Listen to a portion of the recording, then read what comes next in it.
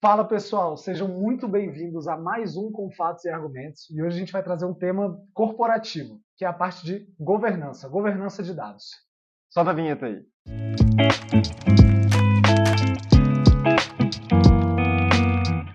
Assis, vamos imaginar a seguinte situação. Sou uma empresa que acabou de implementar uma área de Business Intelligence. Tenho ali meu analista, estou criando os meus dashboards. Por que eu tenho que me preocupar com governança de dados? Cara, é um bom questionamento pelo seguinte, né? O que é a parte de governança aplicada ali na sua área de dados, no seu setor de BI? Basicamente, o intuito da área de governança é te trazer credibilidade, né? Te trazer segurança da informação, te trazer assertividade nos dados e te trazer isso de uma forma que toda empresa seja capaz de consumir esses mesmos dados de forma segura e confiável. Então, confiabilidade e governança de dados são dois termos que estão ali, cara, juntos, são sinônimos. Por quê, né? Quando a gente imagina cenários de empresas que, como você comentou, que estão implementando a parte de BI, já começaram a implementar a parte de BI, por muitas vezes essa implementação começa de forma setorizada, né? Então você tem um departamento que vai começar o BI e o outro ainda não começou. Então vamos dar um exemplo hipotético aqui. O financeiro começou a implementar o BI, geralmente é nesse setor que a gente começa a implementação de Business Intelligence, e agora um determinado outro setor, logística, verificou que, poxa, está funcionando lá para aquele setor, quero implementar aqui também, então eu vou conversar com a minha equipe para a gente começar essa implementação. Só que, se essa implementação ocorre dentro da mesma empresa de forma separada, com outro setor, com outro departamento, que é o financeiro, existe a possibilidade de, futuramente, quando você for entrar numa reunião, fazer alguma coisa do tipo para debater os indicadores com o board, o que pode acabar acontecendo? Você está falando números diferentes. E aí você perde uma parte de credibilidade voltada à confiabilidade dos dados. Mesmo utilizando Business Intelligence, que a gente já comentou, que é uma forma de trazer essa confiabilidade, então existe práticas que a gente tem que ter para manter essa confiabilidade ainda utilizando Power BI e outras ferramentas de Business Intelligence. Exatamente, porque a parte de BI ela vai muito além da visualização dos dashboards e visualização dos indicadores. Você tem uma parte estrutural que ela deve ter uma boa assertividade, ela deve ser bem elaborada para que todos os indicadores eles tenham números relevantes para o negócio. Então, pensa no seguinte cenário, né? Você está montando um relatório lá para uma reunião e você vai apresentar dados de faturamento versus meta. E eu, que sou de um determinado outro setor, que trabalho mais com a parte de custos, quero fazer um comparativo de como que foi o nosso faturamento em relação aos nossos custos. Cara, um ponto em comum que existe entre esses dois relatórios que nós vamos apresentar em reuniões é a análise de faturamento. Você vai fazer um comparativo com a meta, porque estrategicamente, pensando em regras de negócio, para você é a análise que você quer fazer e eu vou tentar fazer isso voltado para a parte de custos. Se a gente apresentar relatórios de faturamento, por mais que esteja usando o BI, mas de formas distintas, porque os departamentos trabalharam isso de formas distintas, a gente está pecando nessa parte de governança. E outro ponto é que certamente uma empresa que está buscando implementar essa estratégia de business intelligence é uma empresa que está procurando ter um valor de mercado um pouco maior. Né? E isso também está muito ligado à governança corporativa. Empresas que querem transmitir credibilidade para o mercado, até para você mesmo fazer um IPO no mercado aberto, você precisa de uma governança corporativa. E tudo isso que você está comentando, né, a falta de confiabilidade desses dados, faz com que a empresa peque em um dos principais princípios da governança corporativa, que é a transparência.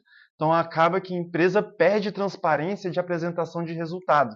Né? Então, Exatamente. faz com que, por mais que você esteja investindo para aumentar a sua credibilidade, por falta de políticas, por falta de segurança, por falta de práticas, você não consegue entregar o que você está tentando almejar ali dentro do seu objetivo. Perfeito. E assim, quando você. Isso é muito importante, porque você comentou essa questão do IPO, que é mais como a empresa está mostrando o seu valor para fora. Exato. E tudo que a empresa mostra para fora é um reflexo do que ela tem de forma interna. Então, não só olhando para fora da empresa, mas olhando para dentro da empresa, essa parte de governança ela traz totais pontos de confiabilidade que precisam ser atendidos no sentido de, internamente, quando você vai apresentar esses números, você tem confiança neles? Você está trabalhando esses dados de uma forma padronizada com um outro departamento? Vocês vão falar a mesma língua?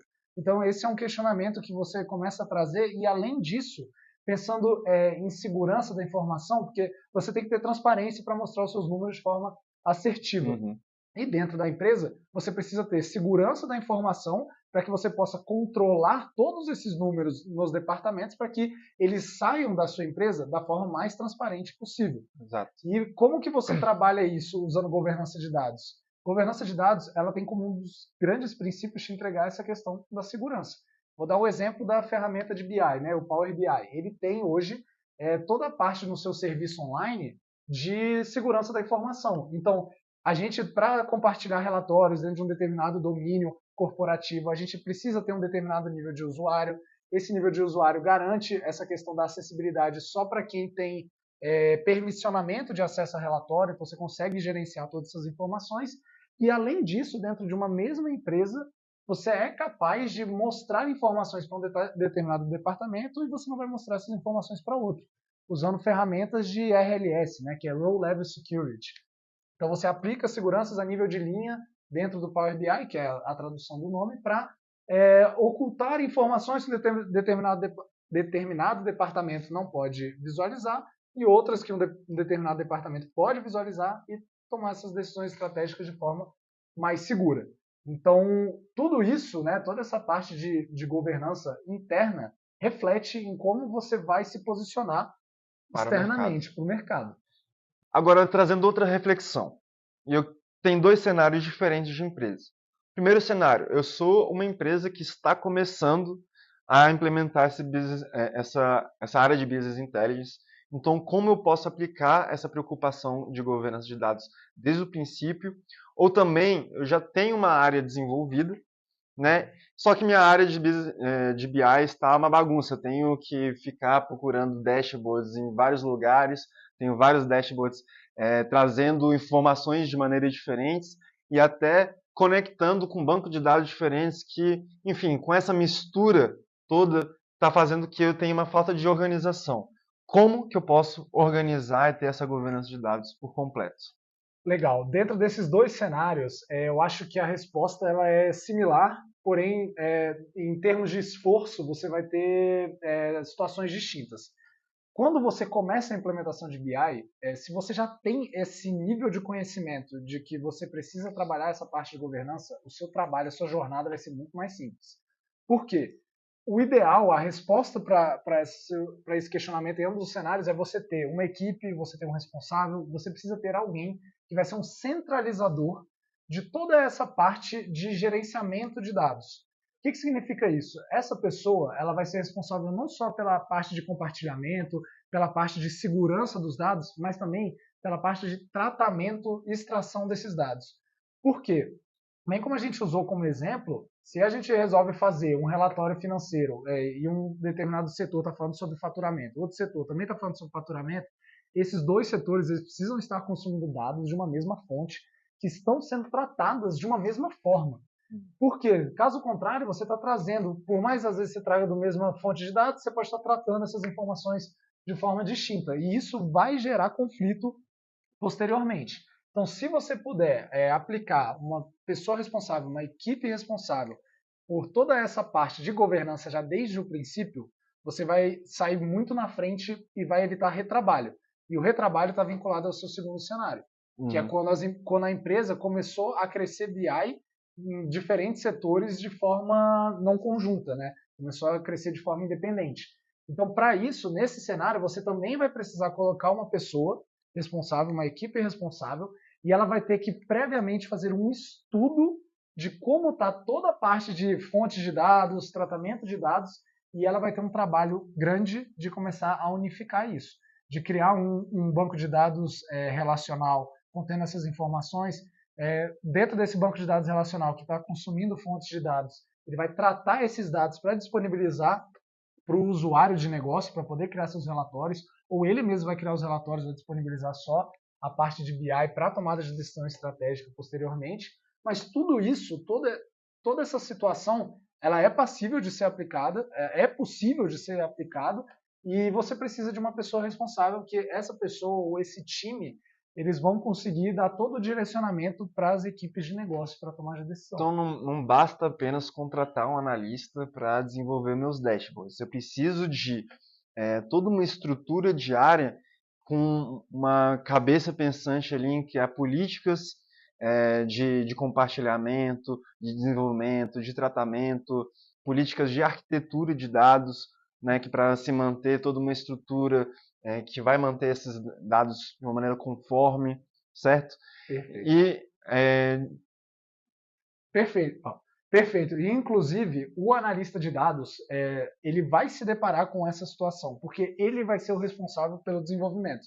Vai chegar um determinado momento em que ele vai estar desenvolvendo e ele vai estar buscando fontes que, às vezes, não vai estar batendo com outro departamento. Cara, a culpa não é nem do analista de um determinado departamento, nem do analista de outro departamento, a culpa é mais de governança. Está faltando uma centralização do tratamento dos dados, uma padronização, né, dentro dessa governança de dados, de como a gente vai extrair dados, tratar esses dados e consumir de uma forma unificada para a empresa. Para que aí sim, você está trazendo dentro desses dados toda a parte cultural da empresa. E aí, a partir disso, você tem toda essa governança que garante essa confiabilidade. Todo mundo falando o mesmo número. Exato. E aí até complementando essa questão de cultura, você tem toda uma estrutura que está desenvolvida para tomar de decisão estratégica. A gente acredita que a liderança precisa estar tomando decisões estratégicas. Não adianta nada a gente criar toda uma estrutura para manter toda a conformidade e segurança dessas informações e fazer que lá no final do dia o tomador de decisão está ainda mantendo as decisões no feeling, né? E isso é questão de cultura. Exato. Business Intelligence é implementação de cultura. Você vai estar implementando BI, mas você tem que estar implementando cultura de utilização de dados para que o BI funcione. Então, para a governança de dados funcionar, você precisa sim ter o envolvimento da liderança. Cara, o líder da sua equipe, quem faz a tomada de decisão estratégica, ele precisa estar se embasando em dados e ele precisa estar preocupado com a confiabilidade dos números que ele está tomando a decisão.